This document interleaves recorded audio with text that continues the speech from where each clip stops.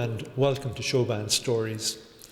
My guest this week is one of the coolest people that we've ever seen on the music scene. I've been both a fan and a friend for many years. Bobby Kelly, you're very welcome to Showband Stories. Well, tell me about your first attempt into serious music was when you went to see, was it Russ Conway? Yes. Okay. I heard he was in the Theatre Royal. What age were you now? I was about 13, 14, maybe 14. I was in first year in school. I was always in first year in school. Good. Yeah, I was kept back so often the other kids thought I was a teacher. I went to see him and I brought my guitar about 10:30, 11 o'clock in the morning. He hadn't even arrived. He probably hadn't even got off the boat at that stage. Yeah. But I was hanging around outside. I said, I want to see Russ Conway. Guy says, come back later. Right. So I went away for about 10 minutes and come back later. And I kept saying, no, I was told to come back. The man said, come back. The man? The man. Who was the man? Somebody on the door. Oh, right, okay. Yeah, the door, what did they call him? The stage door? Yes, the stage door manager. Yeah. And this went on, and then it got dark. It was winter time. It got dark. I was standing outside. All these young ones were coming up, trying to send up their autographs, books to get them all signed. And I was still standing there with my raincoat around my guitar. Russ Conway was a big star now. He was a huge star, yeah. Piano. Yeah, he played things like Side, Saddle and Roulette. And yeah, lots of hits. Oh, lots of hits, yeah. Yeah. Anyway, eventually somebody felt sorry for me. And they eventually brought me in and brought me up, backstairs, way, it seemed like forever, up at this room at the top. I was in there with whoever, probably his agent or his manager, whoever was looking after him. And he was not ready for stage. He was kind of lounging around, and first thing he did was he offered me a glass of whiskey and a senior service cigarette. And I probably took the senior service, yeah. But I didn't. I doubt if I took whiskey. I wouldn't think so. And so he asked me what I wanted to do. I said I wanted to go professional. I wanted to go to England because Marty Wilde and Billy Fury and the Shadows were your idols. Oh, huge, yeah. Not so much the Americans. Americans for me were like the Everleys. Right. And Buddy Holly. Yeah. Elvis was there, but he wasn't a big thing to me. Was he not? No, Billy Fury, anybody accessible who might come to Dublin that I might get to see. That to me was just as big. England was just as far away as America in those days for me, you know? Of course it was, yeah. You couldn't swim. Still can't. Yeah. So he said, sing a song. I sang an Elvis song. I sang I Love You Because. Unusual choice. And I think there was a part in the middle where I kind of got a bit faster. Anyway, he suggested and advised that I stay in school for a bit longer. Right. And so my mother was glad to hear that. You know, you tried again. You weren't a quitter because you're. I stalked Billy Fury. Billy Fury. He was my hero. Your biggest. He was a British pop star, rock and roller, writing his own material, right, which was unusual. Yeah. He had huge hits later on with Halfway to Paradise and Jealousy and things like that. But at this stage, he was singing songs he had written himself. And that was the first for, until the Beatles came, I decided to knock on his door at about 8 o'clock in the morning. And where was this? It was in a place called Fingal House, which is between Clontarf and basically Dollymount. Oh yeah, like a hotel, was it? Or? It was a big guest house. Yeah. A lot of people who came to play in the Royal and other places would stay in these big guest houses. Yeah. So I went across and knocked on the door anyway. Yeah. And the lady answered the door and I said, what do you want? I said, I'd like to see Billy Fury. Oh, she said, there's nobody here by that name. I was told by a fellow yesterday who saw him and he followed him and he said, this is where he's staying. No, she said, you're wrong, he's not staying here. Yeah. Oh, thanks.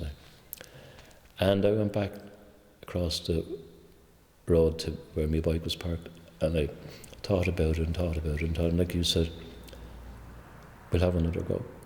Yeah. So I went over and knocked on the door again. Yeah. It's me again, Margaret, you know. What do you want this time? I'm looking for Billy Fury. But there's nobody here by Billy Fury. But I was told by a fella yesterday who saw him, that he's actually standing, and when the voice came down, he said, who is it? Oh, she said, don't worry with it. It was Billy Fury. Right. I said, bring him in. Right. So she put on the pot of tea and we had breakfast and we chatted. Yeah. No, he wasn't going to bring me anywhere, but he gave me free tickets for the McCushla that night, so I went along to see him. After that, when did it begin? When did you begin to think that I can actually I can actually get up on the stage and play? When did that first happen? I suppose when we had a little group from school, and we would do intervals at local record hops, right, with acoustic and record hops. This is the forerunner of the discos. Yeah.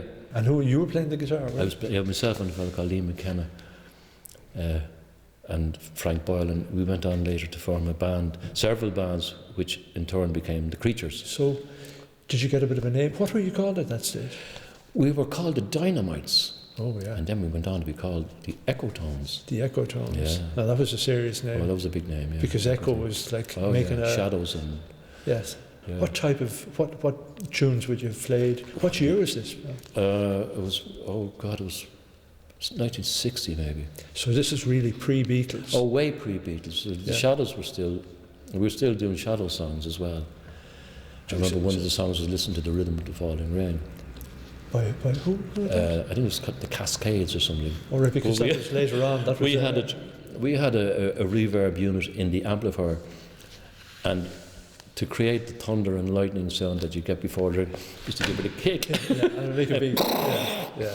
And then we'd listen to the rhythm of the falling rain. Which went on to become a hit for somebody else. It was somebody like Brian Hyland or somebody like that. Yeah. So now you're creeping up, aren't you? You're beginning to... You're beginning to make... The Beatles came along. It changed everything. Hairstyles. Yeah. All of a sudden, this business had to come down. Oh, so were you a rocker before? Were you a Billy Fury? Yeah, we would have had a Billy Fury hairstyle. Hairline. Hairline, yeah. Brill cream. Yeah. That was the sign you were growing up. Long pants and brill cream. Yeah. That was you've come of age at that stage. Yeah. And maybe a little jacket to come up past your bum here. Right. Bum freezers, they were called. Okay. Yeah. And the slim tie. Oh yeah, that was the real thing. That was like almost like Teddy Boys, wasn't it? Yeah, it was what to say, too old for teddy bears and too young for teddy girls. We were in between. Yeah. We wouldn't be allowed to be teddy boys, but we tried to copy that Edwardian dress, and then they became like Italian suits, the Italian style with the narrow trousers and little jackets. Yeah. Well, you said earlier on that you weren't, up until then, a big fan of perhaps the biggest teddy boy of all time, Elvis. Yeah. But you became a fan. Yeah. When you went to see a movie. Loving You. Yeah. So just to make amends to Elvis, in case he's listening, do you fancy giving us an Elvis song? Yeah, we're not going to sing Teddy Bear. We're not, no, anything at all. I'll sing She's Not You. Bobby Kelly with a song by the great Elvis Presley, She's Not You. Her hair is soft, her eyes, they're oh so blue. She's all the things a man could want, but she's not you.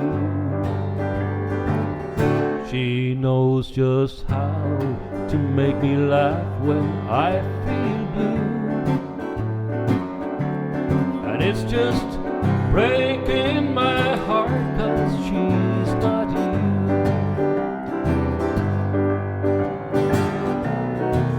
When we're dancing,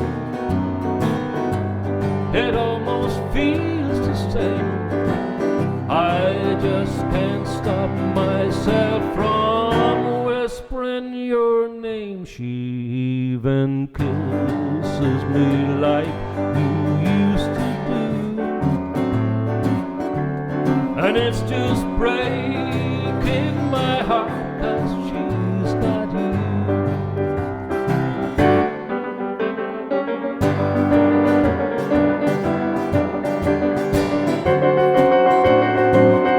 And it's just breaking my heart, 'cause she's not here.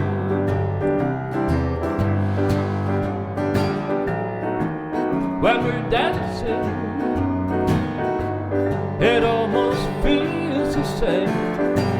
I just can't stop myself from whispering your name. She even kisses me like you used to do. And it's just breaking my heart, 'cause she's not here. It's just breaking my heart, 'cause she's not here. We're going to take a quick break now, put on the kettle, and we'll be back soon.